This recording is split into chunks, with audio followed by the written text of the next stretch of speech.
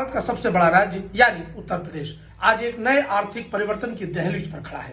नई निवेश नीति के साथ सरकार ने स्पष्ट संदेश दिया है कि भारत की अर्थव्यवस्था सिर्फ उद्योगों से नहीं बल्कि डेटा, चिप्स और ग्लोबल सप्लाई चेन से बनेगी और यूपी इस बदलाव का केंद्र बनना चाहता है। सबसे पहले बात करते हैं डेटा सेंटर पॉलिसी की। पूरे देश में डिजिटल सेवाओं का विस्फोट हुआ है और डेटा आज तेल से ज्यादा कीमती संपत्ति माना जाता है। जी हाँ, इसी को समझते हुए यूपी ने न सिर्फ बिजली, भूमि और स्टाम्प ड्यूटी में भारी छूट दी है बल्कि डेटा पार्क्स के लिए विशेष प्रावधान भी किए हैं। नोएडा और ग्रेटर नोएडा अब देश के सबसे बड़े डेटा हब के रूप में उभर रहे हैं। ग्लोबल कंपनियों ने यहाँ हजारों करोड़ का निवेश की घोषणाएं की हैं क्योंकि यहीं से भारत की डिजिटल अर्थव्यवस्था को गति मिलेगी।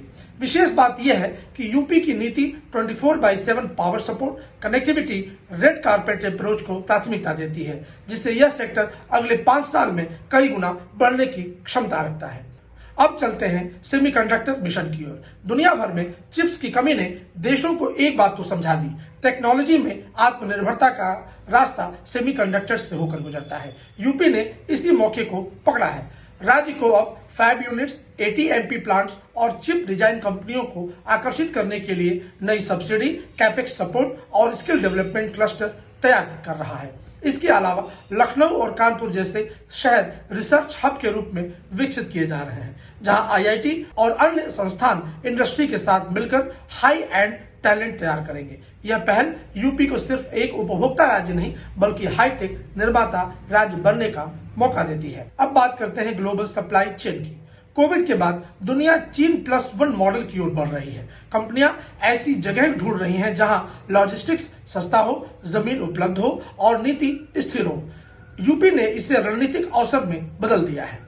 पूर्वांचल और Bundelkhand expressway, dedicated freight corridor, airports के नेटवर्क और जलमार्ग, ये सब मिलकर यूपी को न केवल भारत बल्कि एशिया की नई सप्लाई चेन में एक प्रमुख खिलाड़ी बना रहे हैं। यहाँ तक कि जेवर में बन रहा अंतर्राष्ट्रीय हवाई अड्डा वैश्विक माल वाहन की नई दिशा तय करेगा, जबकि एग्रीकल्चर और MSME सेक्टर को भी सीधा अंतर्राष्ट्रीय बाजार से जोड़ देगा।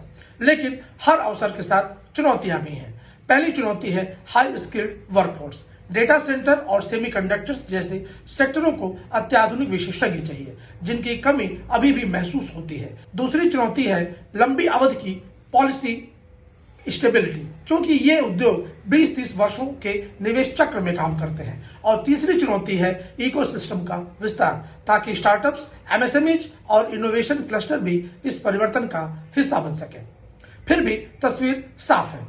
उत्तर प्रदेश योगी आदित्यनाथ के नेतृत्व में अब सिर्फ पारंपरिक उद्योगों का राज्य नहीं बल्कि डेटा ड्रिवन, ट्रैक ड्रिवन और ग्लोबल सप्लाई चेन ड्रिवन अर्थव्यवस्था बनने की दिशा में बढ़ चुका है।